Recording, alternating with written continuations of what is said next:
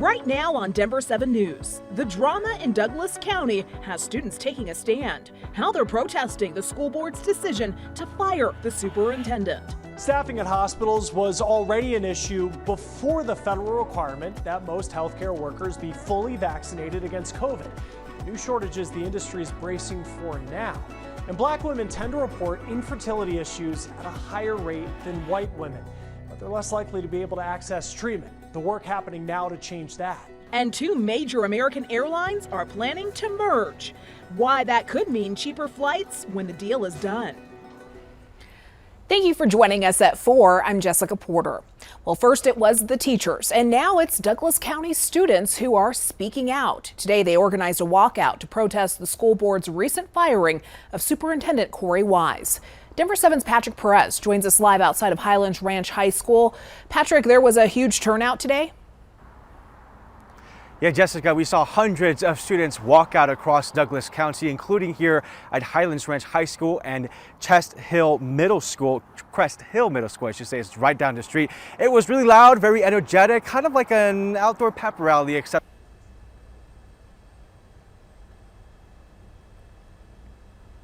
this crowd was. On the ground, you can see lots of students purposely wearing black as if they were mourning what happened Friday night.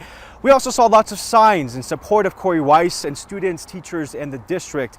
They also chanted things like students over politics and justice for Corey. Now, let's be real here. There were some students in this crowd who probably were here because they wanted to get out of class, but those who were out here for the right reasons, they say this was a really important step in making sure that the new board is listening to students. They wouldn't give proper evidence for trying to fire Corey, and there was some stuff, but it wasn't big enough for him to get fired. We are not going to stand for injustice, discrimination, and abuse of powerful posts. We are students, and this is our schools. We should have a say in what happens. So lots of cheering, as you heard there. Some of these students I spoke with say, yeah, they did not know much about Corey Wise and the school board prior to what happened Friday night, but they say they plan to now learn more about the school board, maybe attend some meetings or watch online, so they really know what's going on and how it's going to affect this. Affect them, I should say. We're gonna have more on this coming up tonight at 5 o'clock. For now, we're live in Highlands Ranch. I'm Patrick Perez, Denver 7.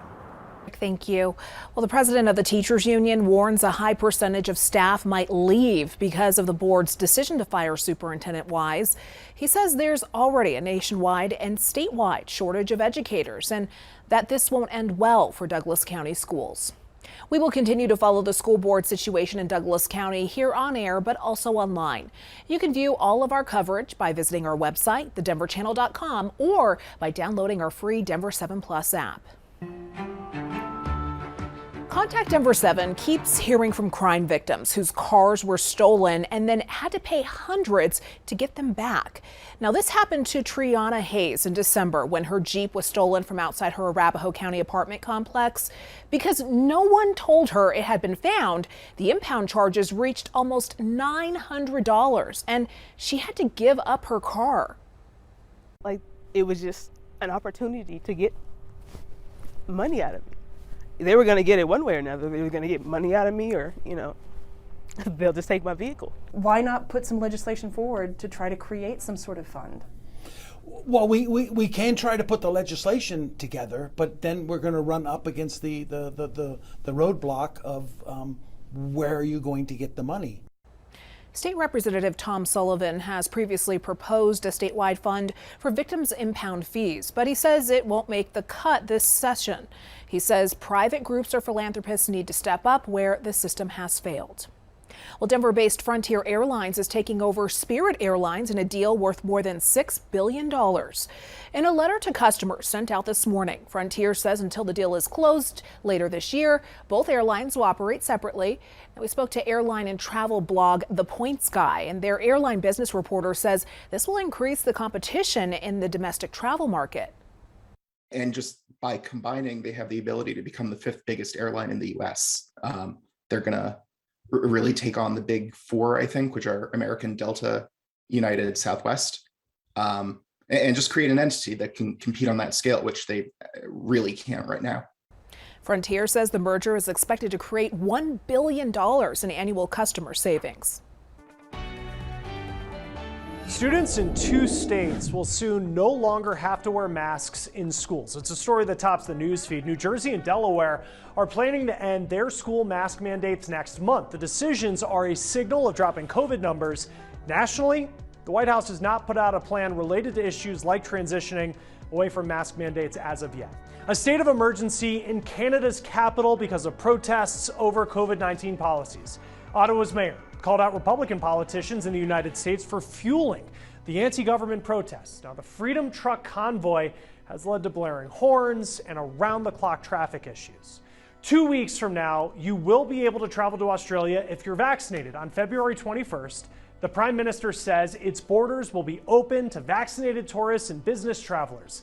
Up until now, Australia has had some of the strictest pandemic travel restrictions in the entire world. Now, with inflation at a 40-year high, it is continuing to put a lot of pressure on people's budgets. National nonprofit GreenPath Financial Wellness says calls for assistance are up about 17% compared to the end of last year. Many callers are asking about inflation, with rising prices on food and gas impacting them the most. With food being one of the big pressure areas, there are a lot of resources available within local communities to support food needs. And so we can provide those resources, and they're better than they used to be. They're like a much more humane experience. Many times it's like a client choice pantry or something like that, where they can go in and it feels very much like a grocery store. Reworking your budget to address rising costs starts with reviewing your income and spending habits. Now, this could include ongoing charges to your credit card, like subscriptions, ones that maybe you could put a pause on until inflation goes down. You should also take advantage of not making student loan payments if that applies to you. Somebody who has student loan debt, who is going to need to start remaking those payments in May, take that money now and put it into an emergency savings account so that you'll have that to rely on if, month to month things aren't quite balancing out as well as, it was before. Now, if you want to talk to a GreenPath counselor, it is free. The number right here on your screen.